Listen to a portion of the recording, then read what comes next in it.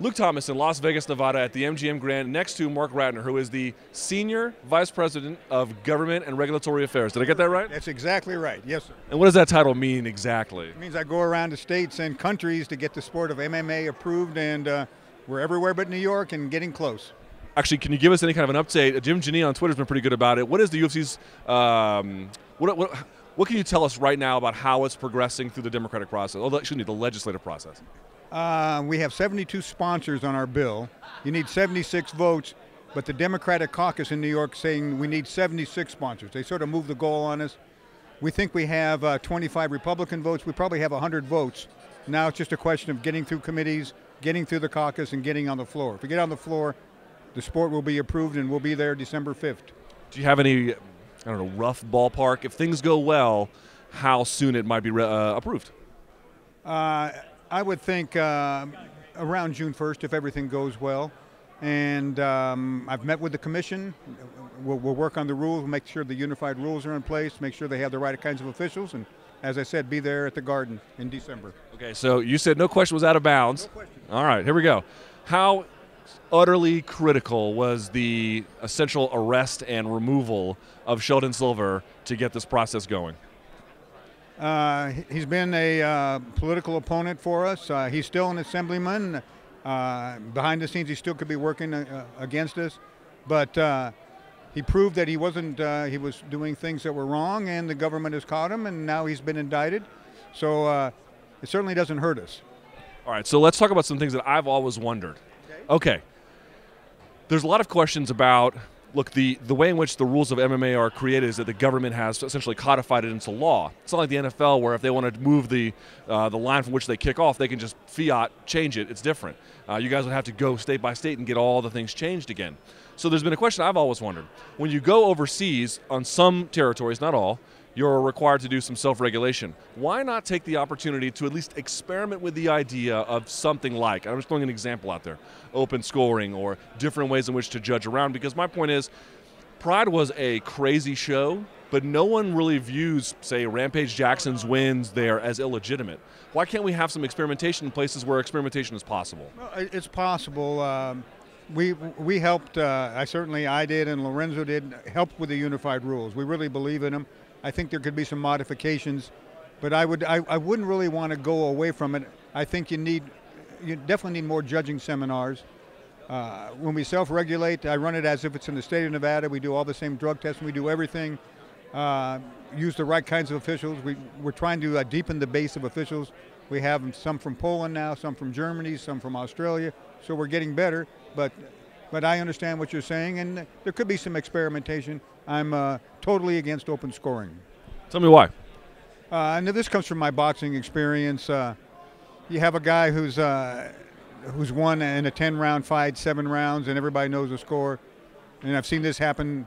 The guy doesn't have to fight the last couple rounds. He stops moving. This happened once in a fight in New Jersey. After 4 rounds, there was a little accidental butt. The trainer made it a little worse and said, my guy can't go on. He's ahead. You got the win. So in a 3-round fight, if you knew the score after 2 rounds, that maybe the guy wouldn't. He just want to get on top and just lay and pray. Okay, I'm not a big fan of open scoring either, but what I would say is something like instant replay seems to be under the right circumstances, and those are hard to define, I admit. But it seems like, in theory, that has a ton of value in a sport that I think referees, in fact, get a lot of unfair criticism because they don't have the opportunity to go back and fix things that have been wrong. So do you believe that there could be a more robust use of instant replay? Absolutely. I was ready to use it in our last fight in Poland. I had it all set up. The Brazil Commission did overturn after we sent them different views. They didn't have all the views, and they did what was right. The referee, it wasn't a judgment error, it was a mistake. Whatever he thought he saw, he didn't see. So they overturned it, and I thought that was the correct decision. We have a form of instant replay in Nevada when it's a foul that ends the fight.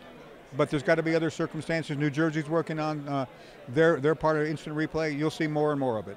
Are there any other international territories where you're looking to? So Brazil never had a commission, now they've got one, and it's in its nascent stages, but it's growing. Are there any other territories where you're looking to establish something similar to that? Yeah, the United Kingdom. We're hoping that they form a commission. I would rather have a commission everywhere we go, but in order to grow the sport, we're going to put on fights and show them how to do it. So United Kingdom that way, which would include Ireland and Northern Ireland. We're hoping for one commission for the island there. Poland has a quasi commission. They're going to get it more robust. Sweden has a pretty good commission. So more and more, it's going to be better. Mexico City, I'm working on as of today, and their commission isn't quite. They're more go to more boxing oriented, but we're getting them into MMA. So we had a lot of plans. All right. So before the camera was rolling, anyway, off the air, you said you thought this is a huge fight, big to do. Look at this, it's crazy here. But it wasn't the biggest boxing fight ever. You had a different choice for it. Tell us which one it is, and then why. Well, I have a long history in boxing, not all the way back then, but back when Lewis fought Max Schmeling, it was the Nazis and it was America, it was war.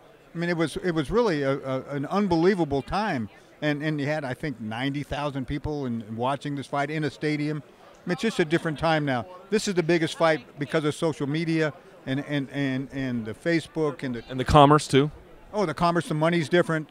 But when I look at fights that are really meaningful all the way through, the Ali fight with Frazier, the first one, Cooney Holmes, I just talked with Jerry.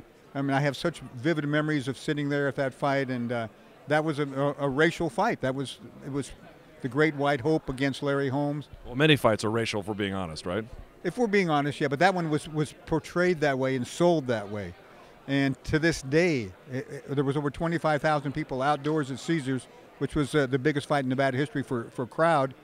And there was something special about being outside of Caesars, Hagler Hearns, which I was an inspector for, which was still unbelievable, Hagler Leonard.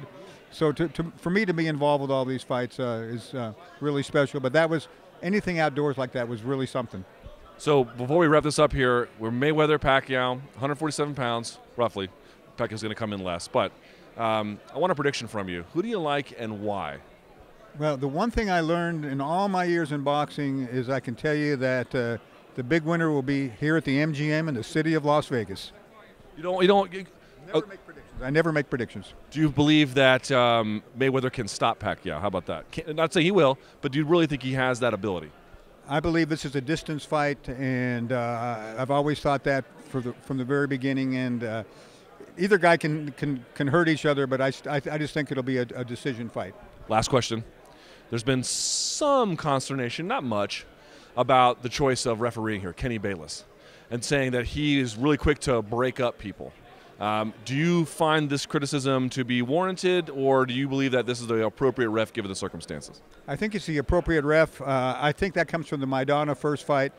And I don't think in this kind of fight you're going to see much holding. I think this is a different kind of fight, and I don't look for either guy to hold each other. So I'm not concerned, and Kenny Bayless is just a great referee. All right, Marc Ratner, thank you for your time. All right, thanks, Luke.